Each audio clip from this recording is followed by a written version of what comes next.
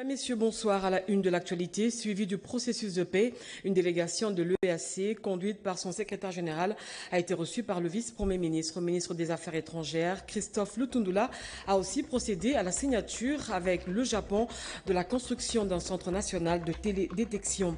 Et puis, la fonction ministérielle, bien plus qu'un privilège, demeure avant toute chose un sacerdoce et une lourde responsabilité. Il faudrait des actions à impact visible. C'est en ces termes que s'est exprimé le président de la République, Félix Tshisekedi, lors de la clôture du séminaire gouvernemental.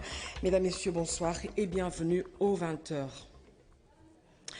Le président de la République a rendu un dernier hommage à Albert Ndélé Mbelou, premier gouverneur de la Banque nationale du Congo, décédé en Belgique à l'âge de 93 ans. L'ancien ministre des Finances et gouverneur de la Banque centrale du Congo a été inhumé ce jeudi. Il a été décoré à titre posthume dans l'ordre national héros nationaux Kabila Lumumba par le président de la République. Regardez.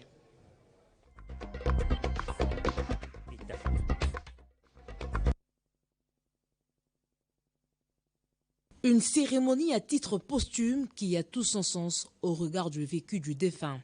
Albert Ndélé Bamou, ministre honoraire et premier gouverneur de la Banque nationale du Congo, est élevé au grade de grand officier dans l'ordre national héros nationaux Kabila Lumumba par le président de la République, chef de l'État et grand chancelier des ordres nationaux, Félix-Antoine Tshisekedi Tshilombo.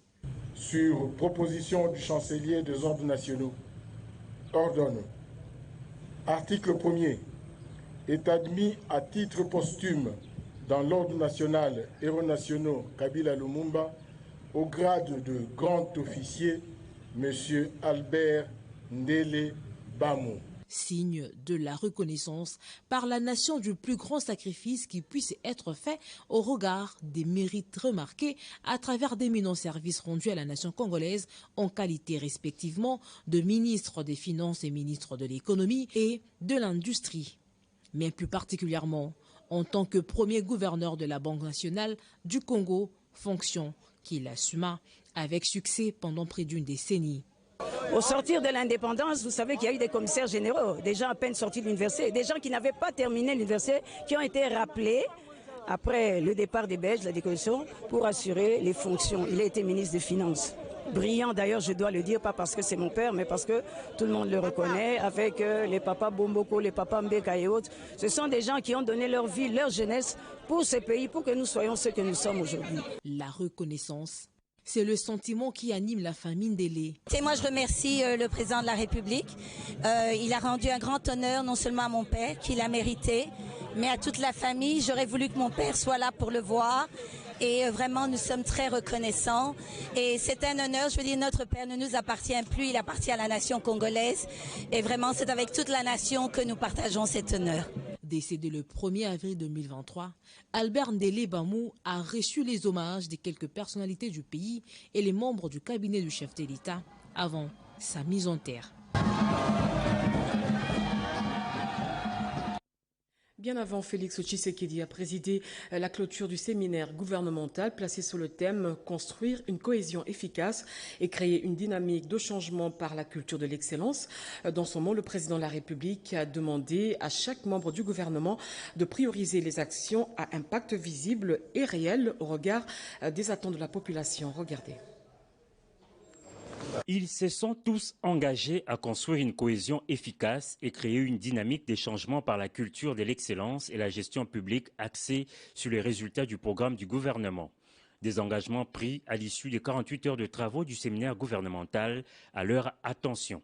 Les 57 membres de l'équipe Sama 2 se sont livrés à un exercice de renforcement de leurs capacités en matière de gestion et de fonctionnement du gouvernement. Exercice qui intervient un mois après la formation des sous-gouvernements remaniés et 2 ans depuis l'investiture par le Parlement du gouvernement conduit par le Premier ministre Jean-Michel Sama-Lukonde. Et c'est pour baisser les rideaux de ces assises initiées sous son autorité que le président de la République a rehaussé l'événement de sa présence. Félix-Antoine Tshisekedi Tshilombo, tout en rappelant aux membres du gouvernement leurs lourdes responsabilités en ayant toujours à l'esprit l'intérêt général, s'est dit convaincu que cette équipe peut désormais émettre sur la même longueur d'onde. J'ai la conviction qu'à travers les exposés qui ont été présentés par les différents intervenants et les échanges qui s'en sont suivis, Tous les membres du gouvernement sont désormais à même d'émettre sur la même longueur d'onde, aussi bien en ce qui concerne la conduite à tenir qu'en ce qui concerne les méthodes de travail. Je ne doute pas que vous êtes parvenus, au cours de ces assises, à vous approprier les principes et les règles qui garantissent la cohésion et l'exécution du programme du gouvernement, le programme de développement local des 145 territoires, à travers la présentation d'un état des lieux, programme phare de ma vision, fondé sur mon ambition de construire un État fort, prospère et solidaire. J'attends maintenant de chacun de vous l'application des recommandations issues de ces assises afin de répondre aux multiples attentes de notre population. Peu avant ce mot du chef de l'État, le Premier ministre avait, au nom du gouvernement, rassuré aux garants de la nation de l'accompagnement sans faille de son équipe pour la matérialisation de sa vision, surtout en cette période difficile que connaît la République démocratique du Congo avec cette agression rwandaise. Un accompagnement traduit en acte avec la signature par les membres du gouvernement d'un acte d'engagement éthique pour un État fort, prospère et solidaire. Après la théorie, la pratique, et chacun des membres du gouvernement est attendu à cette ultime étape. Et puis les députés provinciaux de l'Équateur invalidés puis réhabilités par la Cour constitutionnelle peuvent désormais reprendre leur siège au sein de l'Assemblée provinciale. Ce jeudi, ils ont été reçus par le vice-premier ministre, ministre de l'Intérieur, ils lui ont fait part plutôt de leur volonté et engagement d'œuvrer pour la stabilité des institutions de la province de l'Équateur. Alain Bikaï, Ibrahim Chako. Fini les feuilletons des députés provinciaux de l'Équateur, invalidés par l'Assemblée provinciale, mais réhabilités par la Cour constitutionnelle. Ces élus du peuple sont venus faire part au vice-premier ministre, ministre de l'Intérieur, de leur disponibilité de travailler pour le bon fonctionnement des institutions provinciales. Ayant en charge la sécurité des institutions de la République, Maître Peter Kazadi Kankonde a garanti la sécurité à ses hôtes. Nous avons certainement reçu la bénédiction de son Excellence, Monsieur le vice-premier ministre. Il nous a rassurés de son appui, mais il nous a aussi rassurés de la sécurisation par tous les services de sécurité de la province. Et il nous a demandé de garder le cap de façon que nous puissions préparer bonnement les élections. Nous rentrons à Mbandaka pour occuper effectivement nos postes. Et nous venons de rassurer son Excellence, Monsieur le Vice-Premier ministre, qu'à notre retour à Mbandaka, nous allons consolider la paix et nous allons consolider les travaux au niveau de l'Assemblée provinciale afin qu'il y ait cohésion avec l'exécutif provincial et surtout travailler pour le PDL 145. Ici est des retenues que ces députés provinciaux ont été invalidés en 2021 par le bureau d'âge institué à la fin de cette année pour statuer sur la motion initiée contre les membres du bureau. Je l'ai dit au sommaire, le mandat de la force de l'EAC arrive à son terme.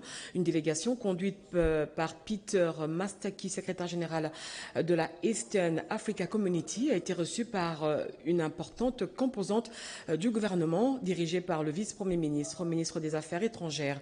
Juste après, Christophe Lutundula s'est entretenu avec l'ambassadeur du Japon pour la création, dans les tout prochains jours, d'un centre national de télédétection. Un reportage de Doris Mozo et Henri Amoury.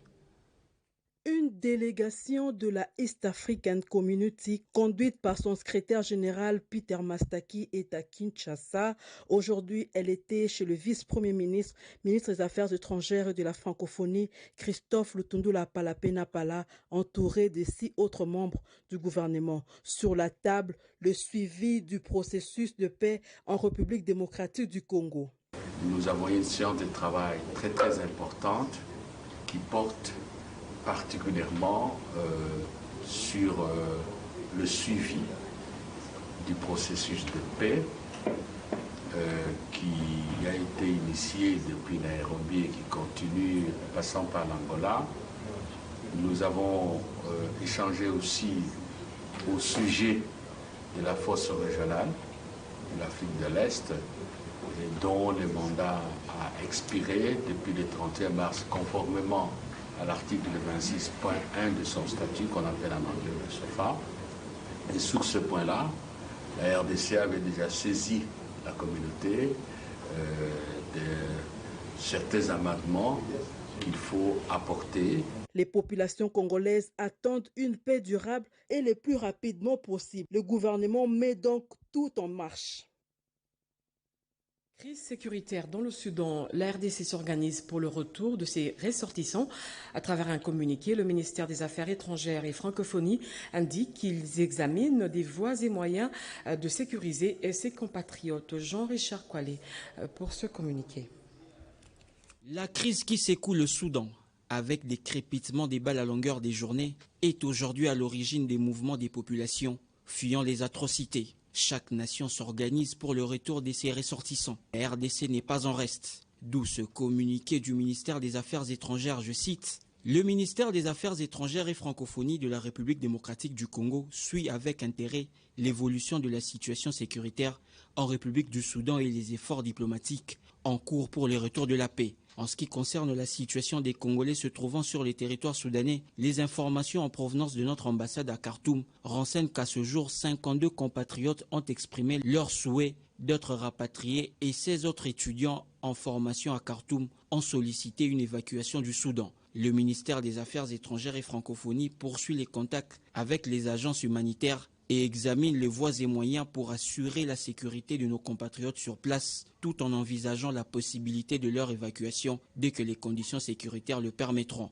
Fait à Kinshasa le 25 avril 2023, Alain Chibandangoy, conseiller en communication et porte-parole. Dans les prochains jours, des moyens de transport seront mis à la disposition de ces compatriotes qui désirent retourner au pays, à en croire l'esprit de ce communiqué du ministère des Affaires étrangères de la RDC. Sachez également que le vice-premier ministre, ministre de l'économie, s'est entretenu avec l'ambassadeur plénipotentiaire de la Turquie. Les deux personnalités ont réaffirmé la volonté des deux pays de réchauffer les relations économiques. La RDC et la Turquie prévoient d'organiser dans les tout prochains jours une rencontre entre les opérateurs économiques ici à Kinshasa. Anim Balaka pour le reportage. Vers le réchauffement du partenariat économique entre la Turquie et la République démocratique du Congo, le vice-premier ministre en charge de l'économie nationale, Vital Kamerhe, a échangé avec l'ambassadeur plénipotentiaire de la République de Turquie à Kinshasa.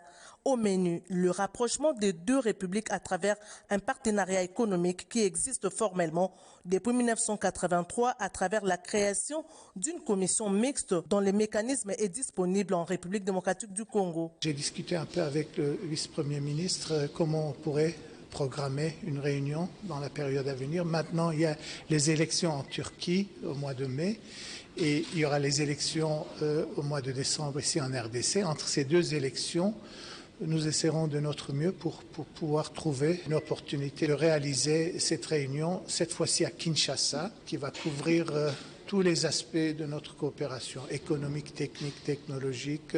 Le ministre de l'économie congolais est aussi le vice-premier ministre. Ça nous donne un grand avantage parce qu'il est dans la position de coordonner, d'orchestrer. Et aujourd'hui, dans ce sens aussi, on a eu un entretien, un échange de vues très bénéfique avec son Excellence, Monsieur le vice-premier ministre. Ces deux personnalités prévoient de travailler ensemble en vue de l'organisation d'une grande rencontre à Kinshasa entre les opérateurs économiques turcs et la RDC dans un futur proche. L'ambassadeur Murat Ülkü s'est dit satisfait du pragmatisme du vice-premier ministre au ministre de l'économie nationale dans sa recherche des solutions pour la réussite de cette coopération.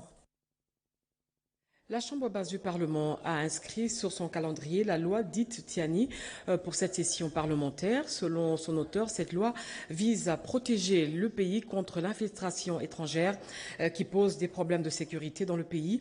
Pour André Mbata, vice-président de l'Assemblée nationale, il appartient donc aux élus du peuple de décider de l'adoption ou non de la loi Tiani. Il a dit à l'occasion de l'an 1 à l'Assemblée nationale. Robert Daïchi-Sincère.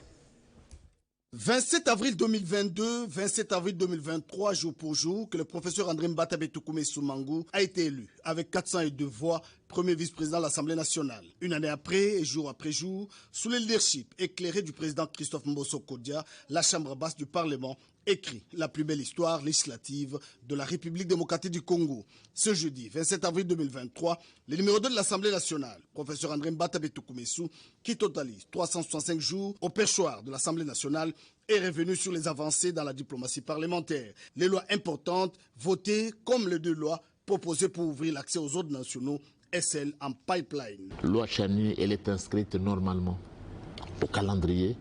Et ce sont les députés nationaux, c'est une législative, c'est une initiative normale. Est-ce que nous allons la voter? Ça, à cette question-là, les députés nationaux vont répondre le moment opportun parce que ce n'est pas un individu qui vote, c'est l'Assemblée nationale.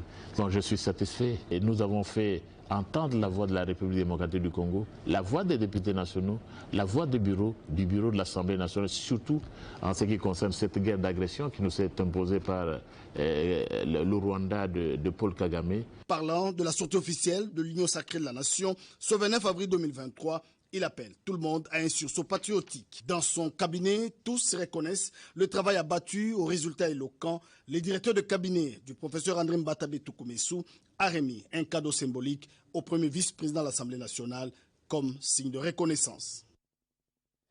Ouf de soulagement pour les enseignants de 3 établissements scolaires de Kisenso qui viennent d'être mécanisés grâce au plaidoyer de la première dame.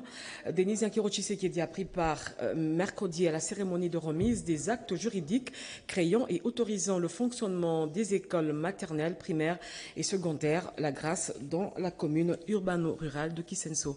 Naïcha Kiala, José Baïtouambo, Charmant Lelo.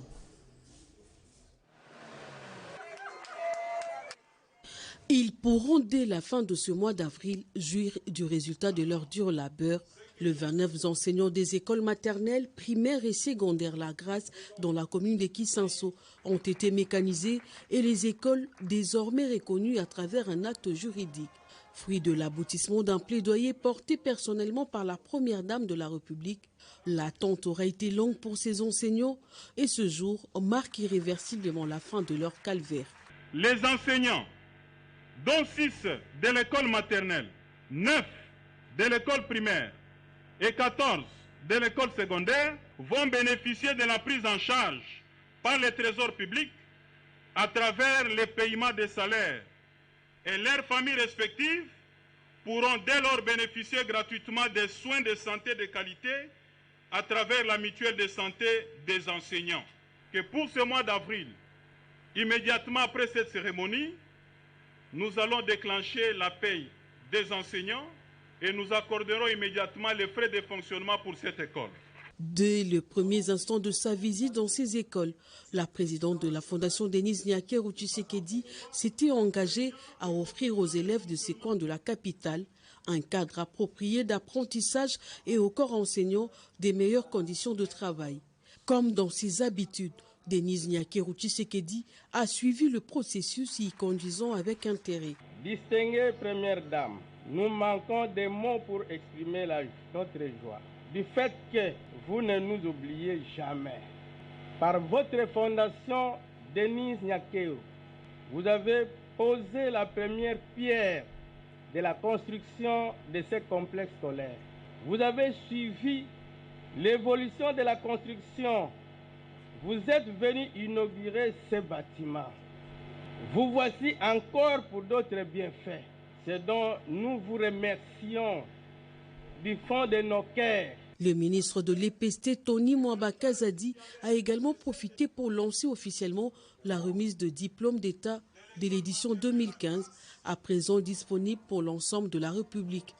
Pour la première dame de la République, Denise Yankero Tshisekedi, construire, réhabiliter et équiper les écoles, c'est accompagner les gouvernements dans la gratuité de l'enseignement de base, en donnant l'opportunité à un grand nombre d'enfants d'avoir accès à un enseignement de qualité et aussi donner à ceux qui dispensent ces savoirs et façonnent l'élite de demain le respect et la considération qui leur sont dus. Le ministre de la Communication et Médias a reçu le pasteur Pierre Kyungu, représentant légal de la mission évangélique Les Moissonneurs du Seigneur, une église basée dans la ville de Lubumbashi. Gaëtan Magalano. Dans son cabinet de travail de la Gombe, que le ministre Patrick Muyaya a accordé une attention soutenue aux doléances du pasteur Pierre Kungwa Ilunga, dont l'église est propriétaire d'une chaîne de télévision et d'une station de radio dénommée MST TV. Ce pasteur a présenté au ministre la situation qui prévaut dans son média, la chaîne de l'église Les Moissonneurs du Seigneur Aimé, qui émet à Lubumbashi. L'homme souhaite également arroser tout l'espace Grand Katanga. Pour ce faire, il faut remplir un nombre de conditions. Il est donc venu à la source pour connaître deux conditions à remplir. Nous sommes venus voir son Excellence, Monsieur le ministre de la Communication et des Médias, pour échanger un peu, comme il est celui qui s'occupe de la masse média au niveau du pays, nous aider un peu sur la technique, comment stabiliser notre chaîne, qu'est-ce qu'il faut faire, et demander quelques conseils. Nous avions été bien reçus. Et nous sommes sortis très satisfaits. Ces pasteurs étaient accompagnés de deux autres hommes de Dieu, le pasteur Bienvenu Matenda et le pasteur Buena Serge Kaseke de Kinshasa. Ces hôtes du ministre lui ont également félicité pour sa vision, basée sur le changement du narratif, la loi Muyaya et tout ce qui tourne autour du secteur de médias d'une manière générale. Ils sont revenus sur la manière dont le chrétien doit servir à la fois la nation et l'Église, avec l'élargissement de ces médias sur tout l'espace Grand Katanga. Un important nombre de chrétiens pourront désormais suivre la prédication de Dieu à travers le média MSTV. La Direction générale de la RTNC tient à améliorer les conditions sanitaires de ses agents. Pour ce faire, le comité de gestion de la chaîne mère a eu des échanges avec quelques mutuelles de santé. L'objectif est de faire un bon choix pour son personnel en vue d'accéder à des soins de qualité. Madeleine Moubenga. La santé du personnel de la RTNC vaut la qualité et le rendement du service tant attendu. Soucié de cette évidence en faveur de ses employés, le comité de gestion de la RTNC, établissement de services publics, tient à la mise sur pied d'une mutuelle de santé pour une bonne prise en charge sanitaire. Une option s'aligne dans le sens de la couverture de santé universelle. La RTNC reçoit les sollicitations de plusieurs mutuelles de santé disposées d'offrir le soin de santé de qualité aux agents et cadres de cette chaîne nationale. Parmi les structures soumissionnaires, on a enregistré Activa Santé Plus, spécialisée en soins de santé et l'assistance funéraire. La mutuelle Isanga et l'hôpital Akram offrent un prix abordable. Ndonga la service et l'Echa offrent des services de pompes funèbres. La RTNC, qui est une institution d'État, est l'une des entreprises étatiques avec lesquelles Activa souhaiterait vraiment travailler dans un partenariat équilibré, gagnant-gagnant. Nous venons leur présenter ce que nous offrons comme service, qui est la mutuelle de santé.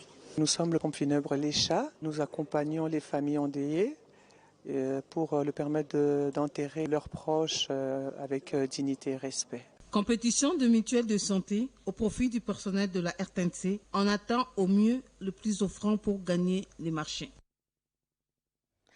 C'est ce samedi qu'aura lieu la sortie officielle de l'Union sacrée pour la nation. Le Front pour un Congo nouveau prépare ses militants à ce grand rendez-vous. Son autorité morale a présidé une réunion du bureau politique, une occasion pour le staff dirigeant de valider son adhésion à l'Union sacrée pour la nation. Robert Ndetchi-Sincère. Debout congolais.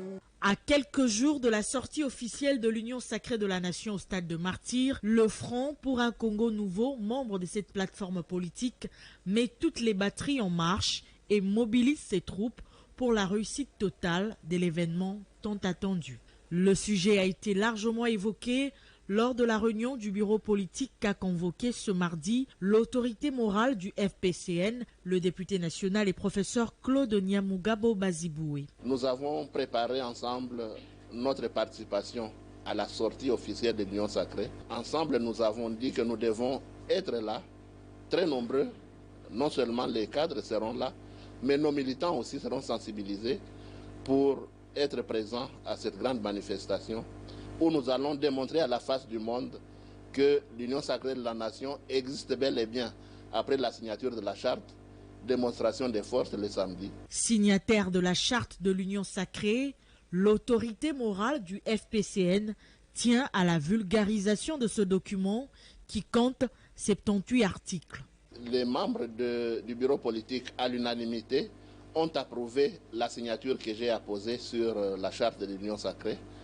Cette charte qui est notre instrument, qui permet à tous les partis membres de l'Union sacrée et aux personnalités de se mettre ensemble en vue de donner un deuxième mandat au président de la République, son Excellence Félix Tshisekedi Tshilombo. Bien implanté à travers le pays, le FPCN se prépare également pour la tenue dans les tout prochains jours de son premier congrès.